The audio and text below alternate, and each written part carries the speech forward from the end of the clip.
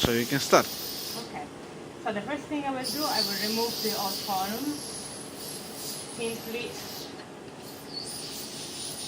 unscrewing the connection. These blue parts are the inlet and the outlet.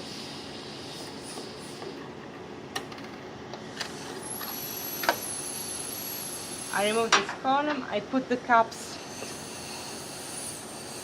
on the old column, which is important to keep always closed.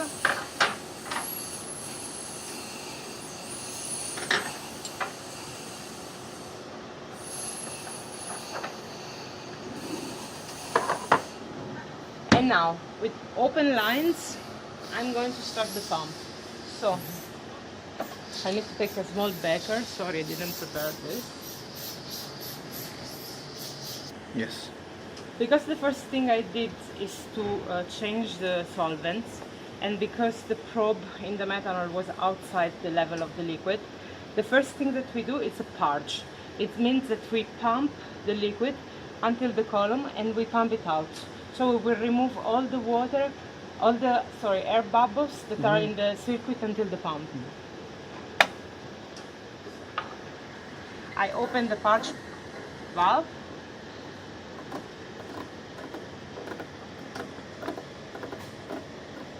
You see there is a black O-ring there. Then when you see it, it means that the valve is completely open. Hi. Hi. And then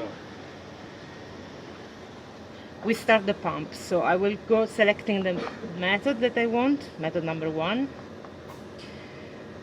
That's the flow rate, the operative flow rate. That's the combination of the two solvents, where the A is water, so I'm using 45% of water, and B is methanol. I'm using 55% of methanol. I start purging.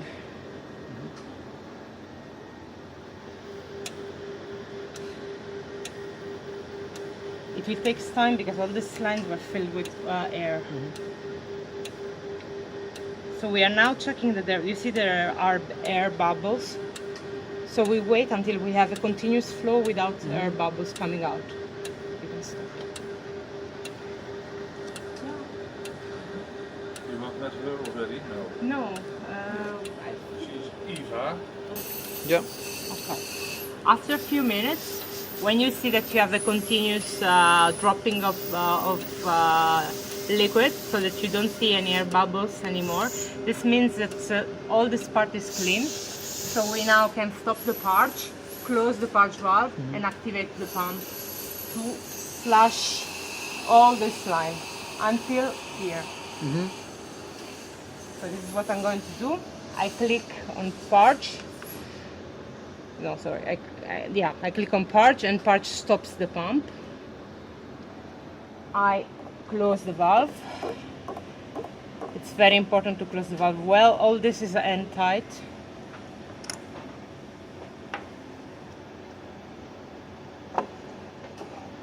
Close here. I put this here.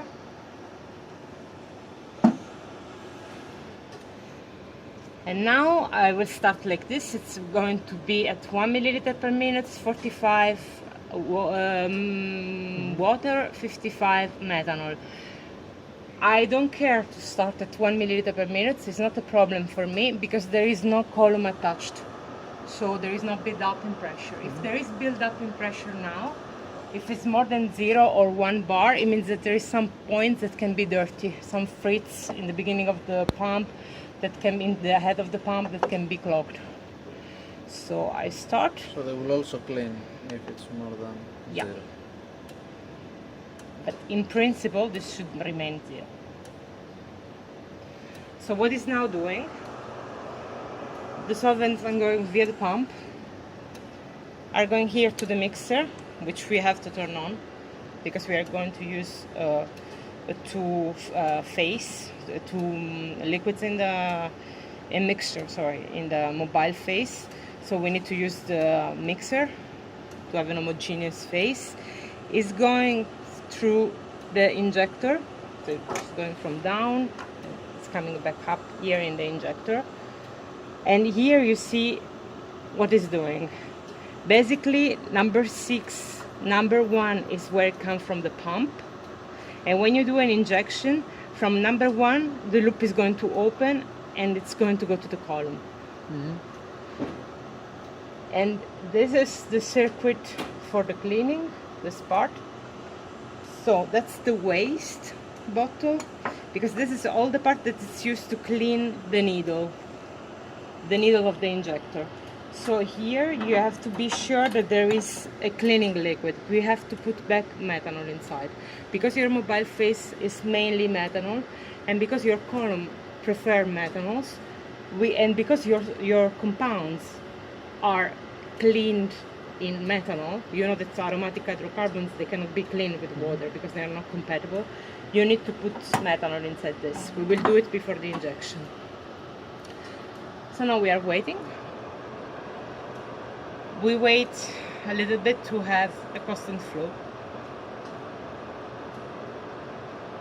Should be already okay. Yes. So this column, the C18 column, doesn't tolerate high temperature. It can work at maximum 30 degrees. The very maximum is 45, but you never want to reach that temperature, and there is no need for doing it. So what we do is that we set the oven at 25 degrees C, so that we are sure that the column is always at room temperature. It's important to have always the same temperature, because the temperature affects the separation. If the temperature is higher, your solvents run faster in the column. So your retention time are much shorter. So it's important to have a constant column. That's why we have a oven. If we use the sugar column, this column, they contain a completely different stationary phase. It's a polymer. It's not silica based, but it's a polymer inside. This one needs to run at high temperature. 60 degrees is the normal temperature of those columns. Then depends on the application.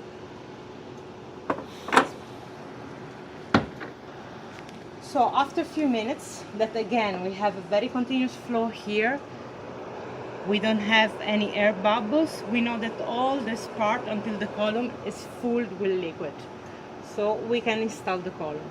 What I will do, because this column didn't work for quite a long time, and this column tolerates water but doesn't like water, I will change the phase to have 100% methanol, and then I will install the column with 100% methanol.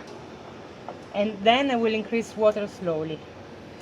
So I'm going to, with the arrows, move there. B is methanol. I can go on A, which is water, and put 0.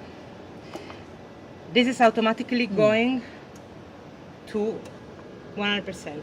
As you see, the pressure is not 0, it's 12 bar. It means that there are some dirty things on the fritz, so it may need maintenance. We need to check what will be the increase. If you see that there is a high pressure, you need to think that 12 bar are not from the column but are from the system before. So your real pressure in the column is the value that you will see minus this 12.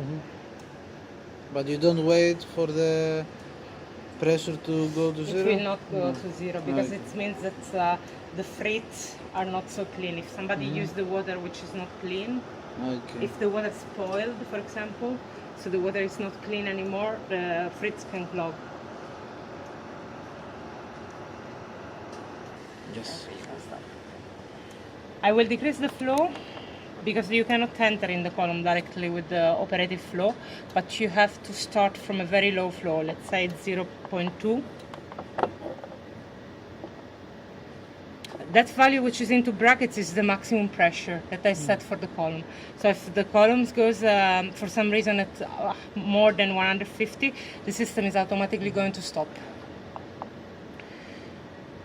So very low flow, very low pressure. So it also cleaned the line? Yeah, all the lines are clean. Now I can start the installation.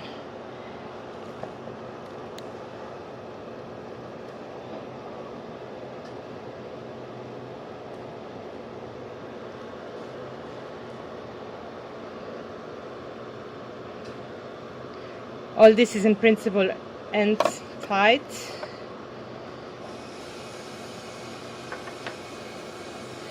We have to wait that we have solvents coming out from the column. And that here we have no leakage.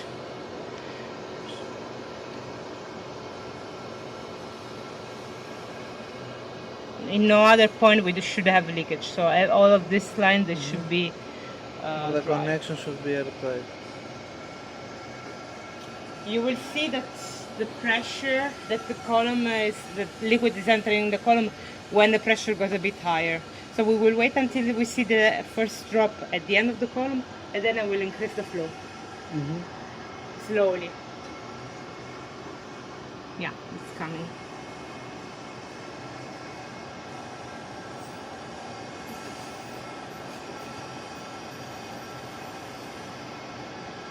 To verify if there are leakage, because it's very small volume, I take a piece of paper and I pass it there. So this was the one that was before, because when I did the installation. Maybe.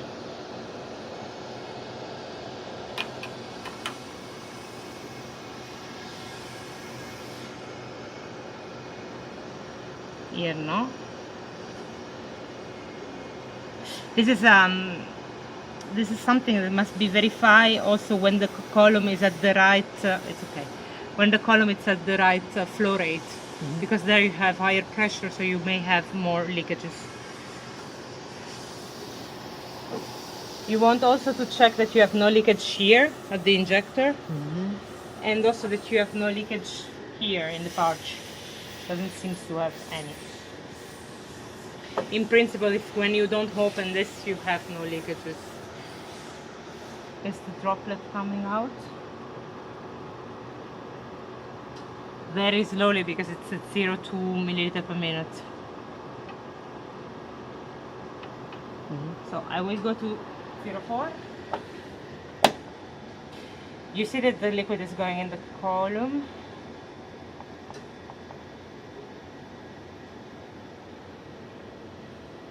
Let's see what's happened.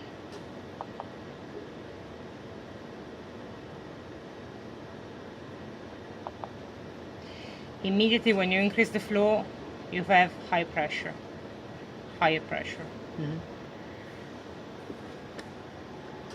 I will continue like this, step by step, until 1 milliliter per minute. Each step I wait more or less 2 minutes. Go. Okay, Yeah. then I can. We reached the operative flow with 100% methanol. We do have a stable pressure, so I will connect the column to the detector.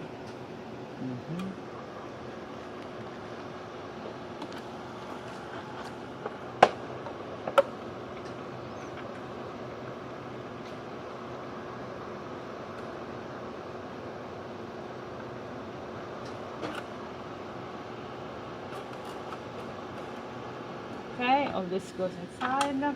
I will just wait before closing to see There is leakage. if I have a leakage.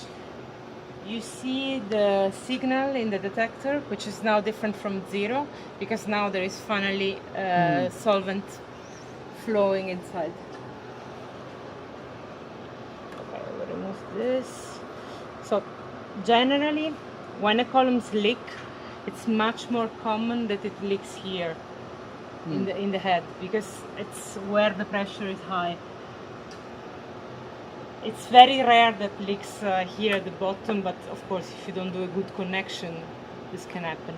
It's very important to don't have leakage, because if you have a leakage, it means that you are sending to the detector just a part of your mobile face and your sample, so your signal will be lower, so your concentration will be wrong simply because you have a leakage.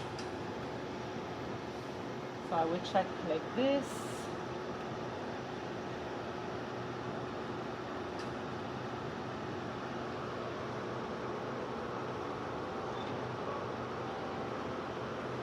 Nothing.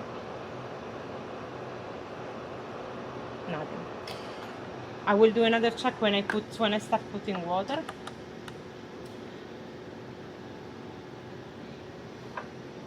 This is the inlet of the detector. the detector is set at 255, which is the lambda that we want, the absorbance that we want for the benzenic ring, so to determine the concentration of the aromatic hydrocarbons. That's the outlet of the detector. This is going to the second detector, Ri. When we want to do the analysis of the aromatic hydrocarbons, we don't need to use the second detector, so it can stay off.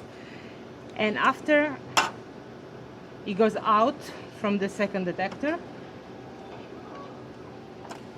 and it goes in the waste can that we have always to have a look on to check if it's not full, because otherwise we have to replace, to empty and put a new one. So now I will start acting on the pump, slowly increasing the water, because I want to reach my 45% of water. So I go here and I go on 8% is water. I put 10, click on the arrow. This automatically goes to 90%. And here it starts moving. So it means that now the pump is taking from both solvents.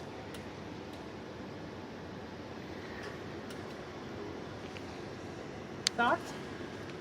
So now what I will go is that I will go through the method to check that I have there and here on my lab book the same method. What I'm going to do, I use method number 1. This is time 0. This is time 5 minutes, so I know that after 5 minutes I should have 45, 55. It is the case also at time 0, but now I'm slowly going to the set point. 21 minutes is 25.75. 28 minutes is 25.75. 32 minutes is 15%, 85%. 40 minutes, 15.85, so it's another plateau.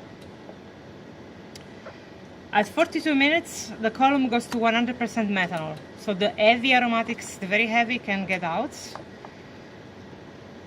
They stay at this percentage until 50 minutes. So I change here in 50.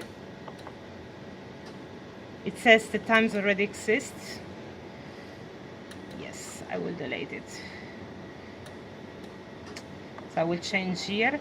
50 is 0, 100. Then I have no 51. This one I will delete, so I put 0. Confirm by cursor, yes. So after 50, I put 51.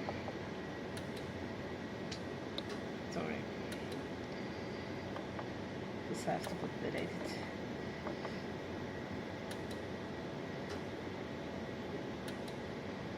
Yeah. 51. Oh, it doesn't do.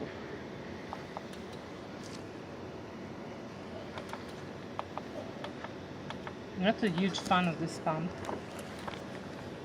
45.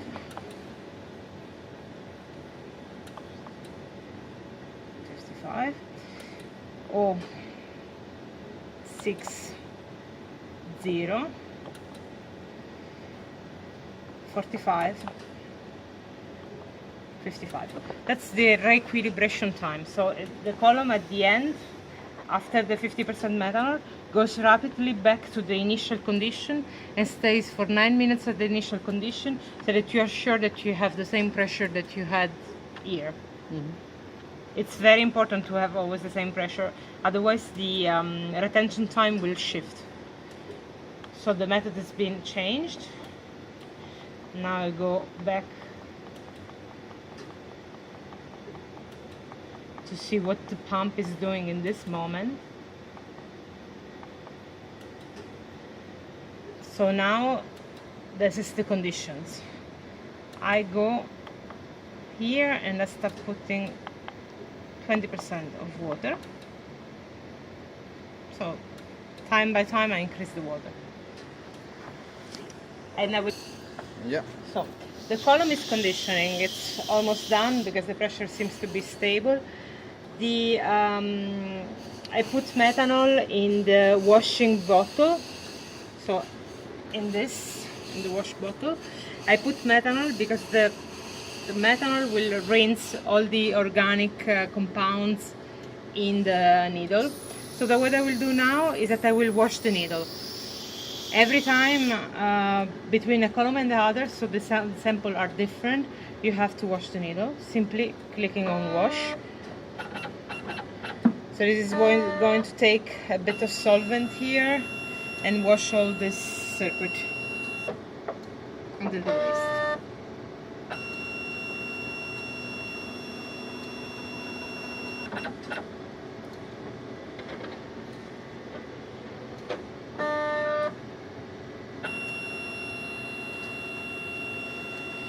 Okay. So, because now the pressure is, the condition is finished, the pressure is stable, what we're going to do is to program a run in Galaxy. So here, in user identification, I write Michelle. In project, I choose PAH. Okay.